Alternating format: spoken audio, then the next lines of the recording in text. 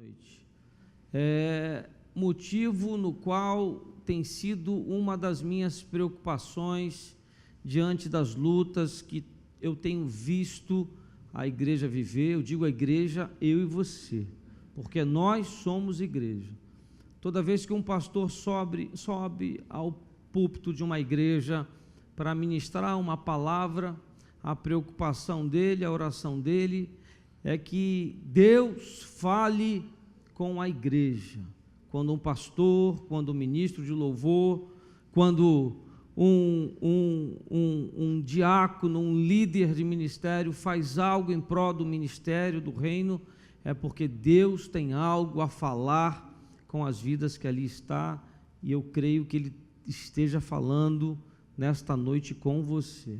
A vontade do Senhor é que nós venhamos a enxergar a nossa vida com uma nova perspectiva, com uma nova visão. É isso que Deus tem falado ao meu coração. Lucas capítulo 24, eu vou ler do 13 ao 36, para explicar um pouco melhor essa história bíblica aqui, para abençoar a nossa vida. Naquele mesmo dia, 2 deles estavam de caminho para uma aldeia chamada Emaús, distante de Jerusalém, 60 estádios. E iam conversando a respeito de todas as coisas sucedidas. Aconteceu que, enquanto conversavam e discutiam, o próprio Jesus se aproximou e ia com eles. Eu achei muito interessante essa passagem aqui. Eu quero só repetir esse verso 15, porque às vezes a gente não consegue entender aquilo que Deus está falando numa leitura bíblica, né? Aconteceu que enquanto conversavam, peraí gente, a Bíblia está dizendo que enquanto nós conversamos, meditamos, né?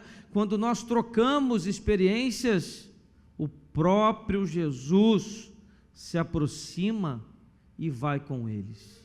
A Bíblia aqui está dizendo também que eles estavam discutindo, eles estavam debatendo, eles estavam conversando sobre o ocorrido com Jesus Cristo. Aí diz aqui assim: os seus olhos, porém, estavam como que impedidos de o reconhecer. Aqui está dizendo que os 2 homens estavam com Jesus, mas os seus olhos não viam, eles não sentiam, eles não reconheciam que Jesus Cristo estava ali ao lado deles. Meu Deus, parece que eu vejo, às vezes eu me vejo na mesma condição, na mesma situação. A luta está grande, a confusão é tremenda, a tribulação tomou conta, não sei mais por onde ir, nem o que fazer, mas aqui está dizendo que Jesus estava com eles, mesmo que eles não reconhecessem. Então lhes perguntou Jesus: que é isso que vos preocupa, e de que ides tratando à medida que caminhais? Ou seja, Jesus perguntando a você nessa noite: o que é que tanto te preocupa? O que é que você pensa de dia e de noite, enquanto caminha, enquanto vai, enquanto volta? O que tanto esse pensamento volta à tua mente, aos teus pensamentos, à tua vida? E eles pararam entristecidos. Parece que eu começo a me ver aqui nos meus momentos de luta. Eu espero que você também esteja se inserindo exatamente naquilo que Deus está falando aqui nessa noite. E deixa eu pedir algo a você. Quando Deus falar com você numa leitura bíblica, glorifique o nome dEle. Quando Deus falar com você durante um louvor, dê aleluia, diga louvado seja seu santo nome, bendiga o nome dEle, porque isso agrada aos ouvidos do Pai. É o que nós viemos aqui fazer, adorar e adorar a Ele, é só isso que viemos fazer. Então não tenha vergonha, não tenha travamento. Se algo se identificar com você, glorifique o nome do Senhor. Um homem chamado Cleopas, respondeu dizendo: és o único porventura que, tendo estado em Jerusalém, ignora as ocorrências destes últimos dias? Ele lhes perguntou: quais? E explicaram o que aconteceu a Jesus, o Nazareno, que era varão profeta, poderoso em obras e palavras diante de Deus e de todo o povo.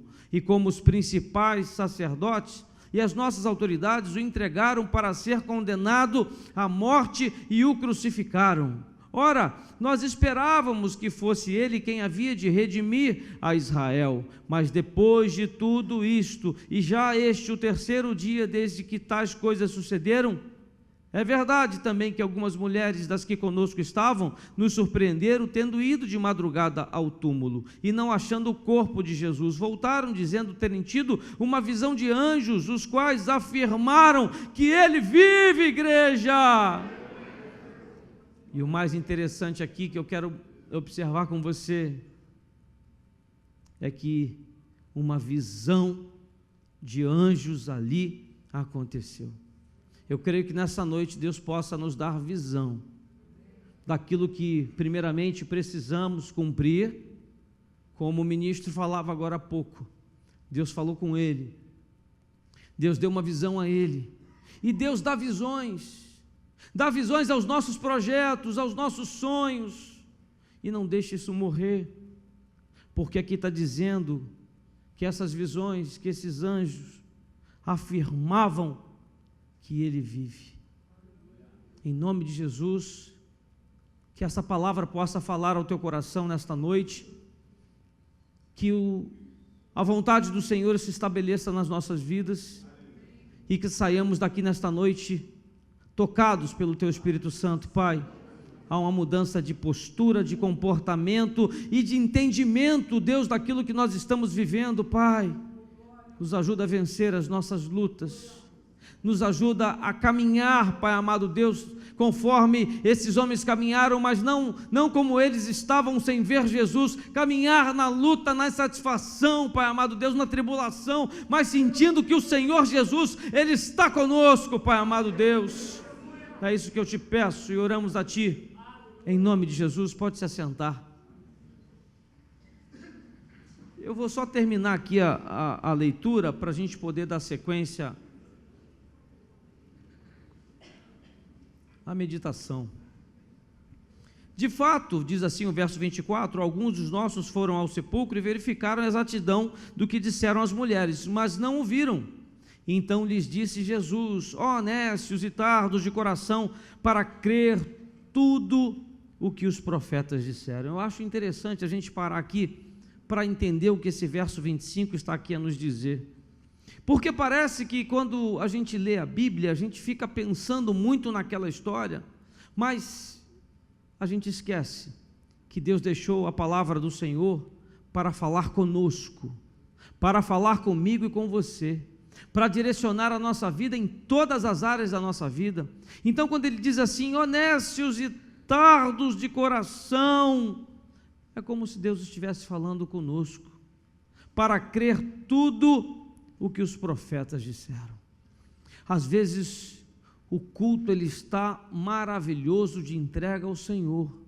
Nós recebemos uma palavra, nós somos tocados pelo Espírito Santo, nós somos mudados em nossas posturas e até mesmo escolhas, mas lá fora, ao viver as nossas lutas, nós começamos a ser exatamente assim, tardos e nécios de coração para crer tudo o que um profeta fala à nossa vida. Um dia desses, pastor Rogério Maruti, pregando aqui, ele falou algo importante à vida dessa igreja. Aí numa reunião com alguns homens, nós sentamos, e todos os homens estavam ali naquela reunião, naquele dia, daquele culto, e o que eu pude observar é que ninguém lembrava daquilo que ele havia falado. Mas sabe por que ninguém lembrava? Sabe por que uma palavra, quando é pregada, chegamos em casa, não lembramos aquilo que é ministrado sobre as nossas vidas? Sabe por quê? Porque na maioria das vezes nós não cremos verdadeiramente no poder de Deus. Somos crentes, mas vivemos meio que atribulados, meio que desligados, meio que cochilando. Essa é a verdade. Mas Deus nesta noite quer mudar o nosso pensamento, quer mudar a nossa mente. Eu creio que Deus nesta noite queira mudar o nosso coração em relação a essa batalha que você está vivendo, porque você pode sair daqui diferente. A situação, a luta, a dificuldade, aquilo que você está vivendo pode mudar sim, basta que você creia, basta que você acredite, basta que você ore, basta que você clame ao Senhor com totalidade, sem reservas, sem dúvidas, sem questionamentos, porque essa é a vontade de Deus. Olha o que vai dizer o verso 26, porventura não convinha que o Cristo padecesse e entrasse na sua glória? Eles já não sabiam, eles caminhavam com Jesus, Jesus já havia revelado a eles várias vezes que esta situação chegaria, mas eles não creram. E começando por Moisés, discorrendo por todos os profetas, expunha-lhes o que a seu respeito constava em todas as Escrituras. E quando se aproximavam da aldeia para onde iam, fez ele menção de passar adiante. Mas eles o constrangeram, dizendo: fica conosco, porque é tarde e o dia já declina. E entrou Jesus para ficar com eles. Eles passaram um dia com Jesus. Eles chamaram Jesus para estar na casa com eles, repousar, virar aquela noite, descansar, e não sabiam que estavam com Jesus. Pastor, pode Jesus estar no meio desta luta, desta crise, desse desemprego, desta dificuldade, desse conflito familiar? Pode, porque se ele não estivesse, eu não consigo aqui mensurar o tamanho da dificuldade que você estaria vivendo, muito maior do que essa. E para isso mudar, não depende de Jesus, depende de nós. E aconteceu que quando estavam à mesa tomando ele o pão, abençoou e tendo partido lhes deu. Então se lhes abriram os olhos e o reconheceram. Só ao servir o pão que eles foram reconhecer que Jesus estava ali ao lado dele. Mas ele em seguida desapareceu da presença deles, e disseram um ao outro: porventura não vos ardia o coração quando ele pelo caminho nos falava? O Senhor está a falar, Deus está a nos mover, Deus está a nos conduzir, Deus está a nos ensinar, Deus está a exortar, Deus está a nos proteger, e porventura não nos ardia o coração? Não, porque nós preenchemos o nosso coração com dezenas de outras coisas no lugar de Jesus. Guarda o teu coração, para de olhar para o homem, para de questionar as decisões, para de criticar, para de dificultar as coisas para os outros. Quantos são os casais nos quais nós vemos a vontade, o desejo da mudança, mas, meu Deus, quanta dureza no coração de uma das partes.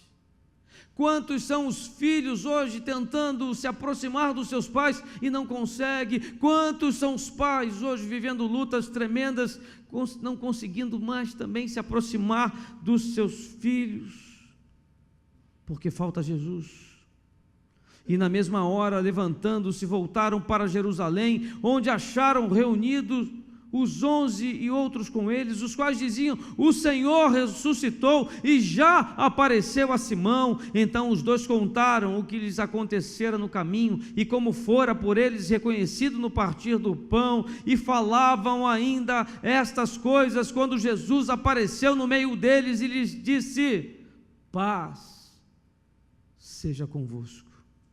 Essa é a vontade do Senhor para a sua vida nessa noite, que a paz se apodere da sua vida, da tua casa, dos teus filhos, do teu casamento, que a paz esteja no teu trabalho, naquele ambiente que de repente aos teus olhos não tem jeito, mas para o Senhor tudo tem jeito.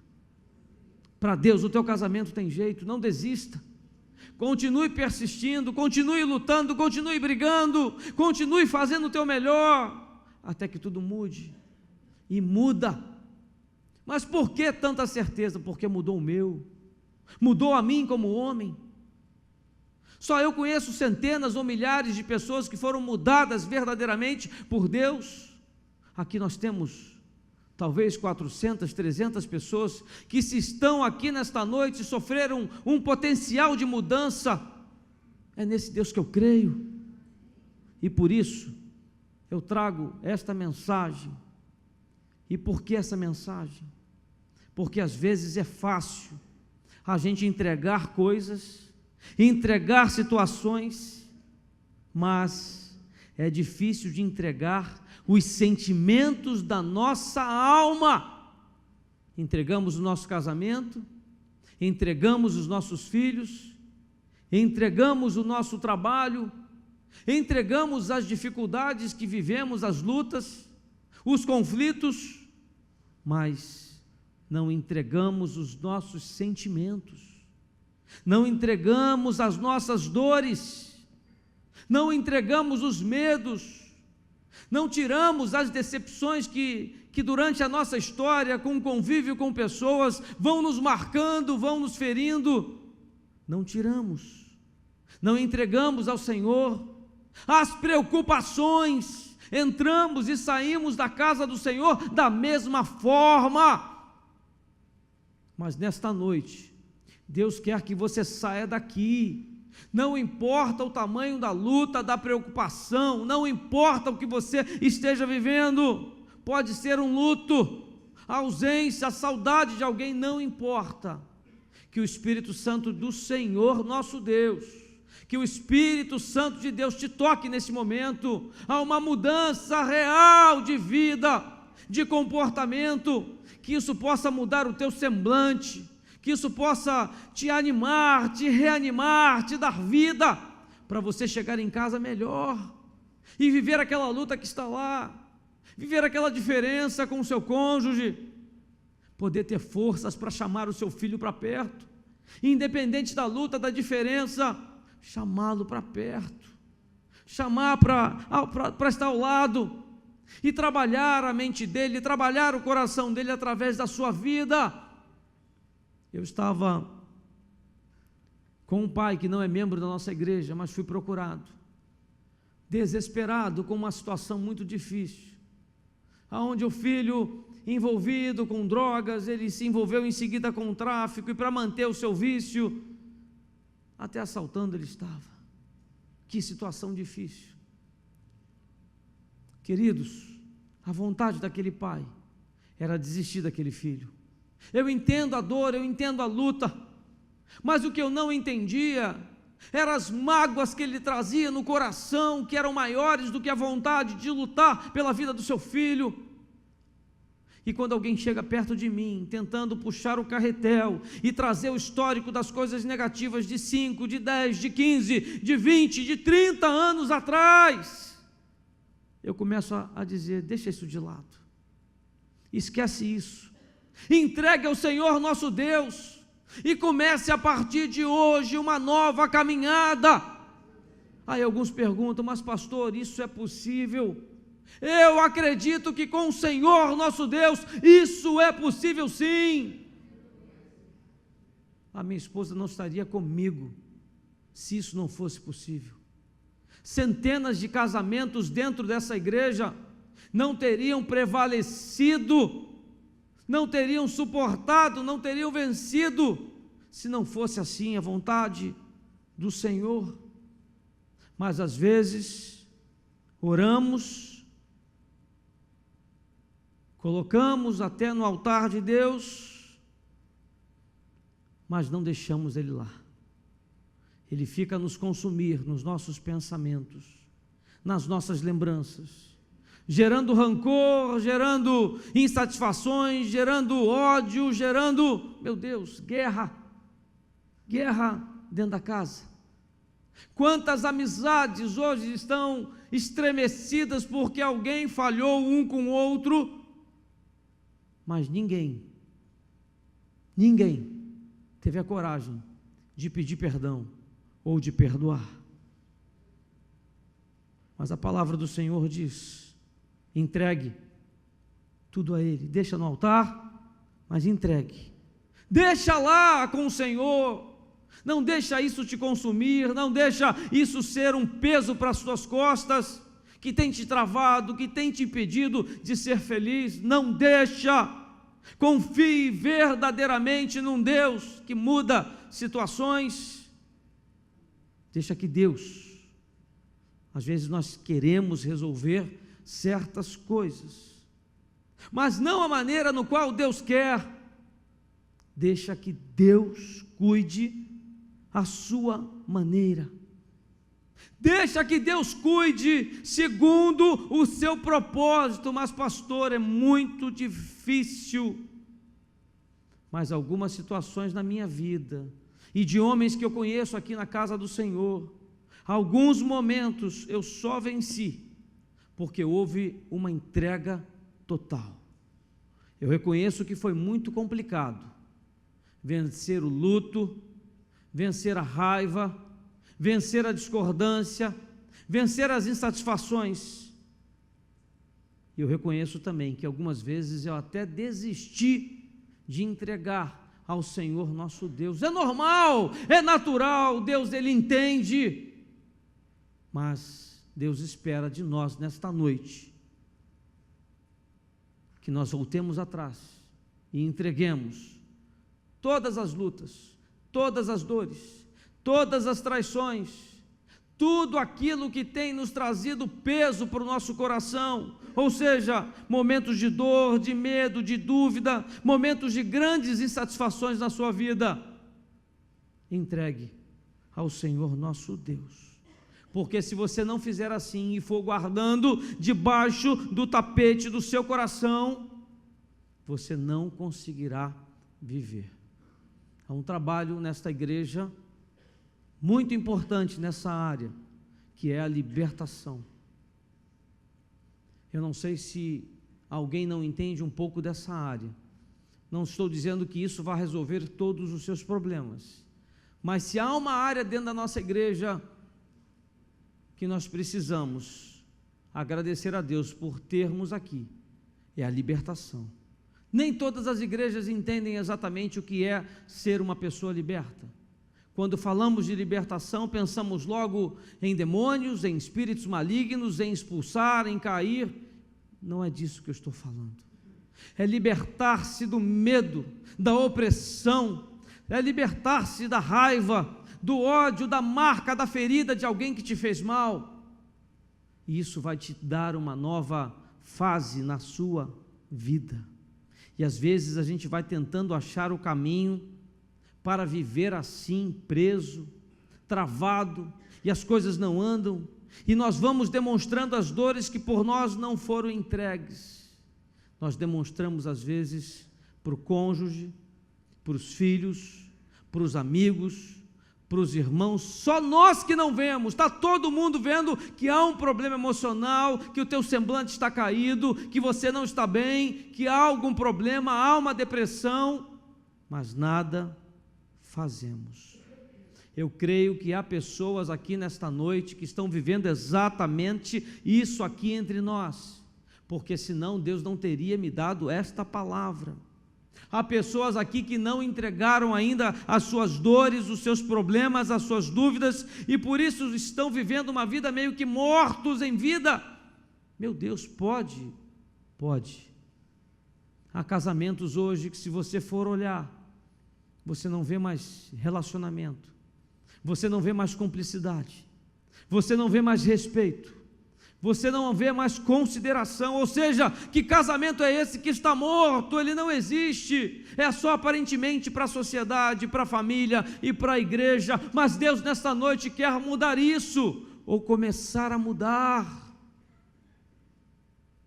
Às vezes não damos valor àquilo que temos na nossa casa.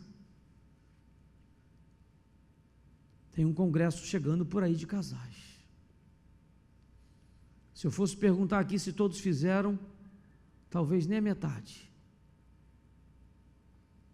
Publicamente eu não poderia perguntar quantos casais precisam de um renovo conjugal, mas eu acredito que muitos, porque vivemos um tempo onde o diabo ele tenta acabar com as famílias, com os casamentos.